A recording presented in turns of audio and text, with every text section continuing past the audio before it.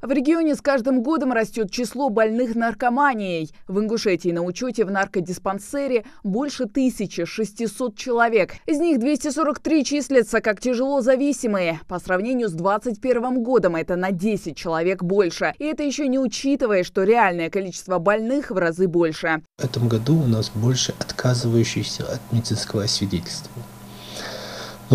Бытует мнение, среди наркопотребителей, если отказались и не выявили у них наркотиков в организме, то их на учет не поставят. Но это не совсем правильно. Для поступления на работу, для поступления на учебу или для получения медицинского заключения на управление транспортными средствами, на приобретение огнестрельного оружия, в любом случае ему придется стать на учет, пройти определенную процедуру, пройти диагностику, и после этого только он получит справку. Рост больных наркоманией в Ингушетии наблюдается из-за легкого доступа к запрещенным веществам, уверены специалисты. Так называемые закладчики реализуют наркотические средства уже через соцсети, закрытые группы, практически бесконтактным путем. Кроме того, за последние годы все больше становятся популярны синтетические наркотики. В городах молодые ребята в поисках легких денег становятся не просто распространителем, а даже изготовителями наркотических средств. Им скидывают реактивы, им скидывают, скажем так, рецепт к приготовлению. И представьте себе, неопытные, они, не имея каких-либо знаний, готовят где-то в кустарных условиях, в каких-то гаражах, сараях эти наркотики, а потом распространяют.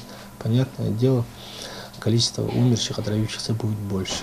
Так, за последние несколько лет смертность от таких дизайнерских наркотиков в России выросла более чем в 2 раза. Поэтому детей со школьной скамьи учат опасаться запрещенных веществ и усиливают профилактическую работу, особенно с молодежью. Были знакомые наркоманы.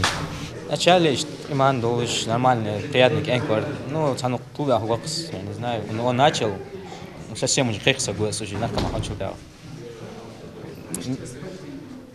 Он агрессивный уже, мячики, спек нахацуя, хакал уже не тот уже, цендабар хажир вид уже не тот. Видел людей, которые это употребляли. Мое отношение, я отрицательно к этому отношусь, то есть это очень плохо влияет на здоровье и на окружающих людей. Бывают последствия, ты вредишь не только себе, но бывает, что и вредишь окружающим людям. Сиюминутный драйв, который превращает жизнь человека в постоянный поиск новой дозы. Истории у употребляющих практически всегда однотипные. Эксперимент ради новых ощущений и эмоций. Я начала употреблять наркотики, чтобы кайфовать, так скажем, да? А сейчас я их употребляю, чтобы выжить. То есть это уже как должное такое.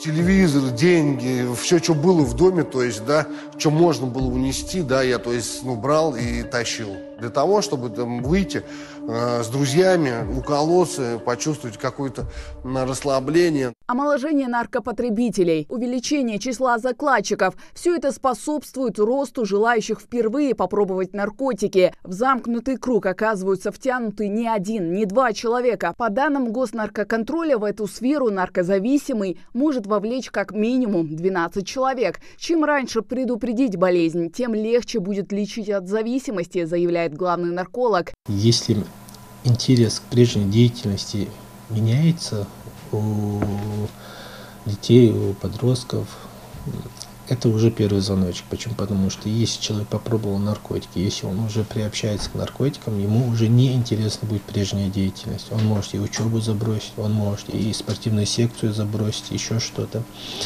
Он перестал интересоваться заботами домашними, домашними делами, обсуждение каких-то ситуаций домашних, ему неинтересно, уединяется в своей комнате. Вернуть вновь к нормальной жизни человека, который употребляет запрещенные вещества, очень сложно. Но практика показывает, что результаты есть. С зависимыми большую работу проводят реабилитационные центры. Их в Ингушетии 9. Хава Газикова, Мухаммад Белакиев, Новости 24.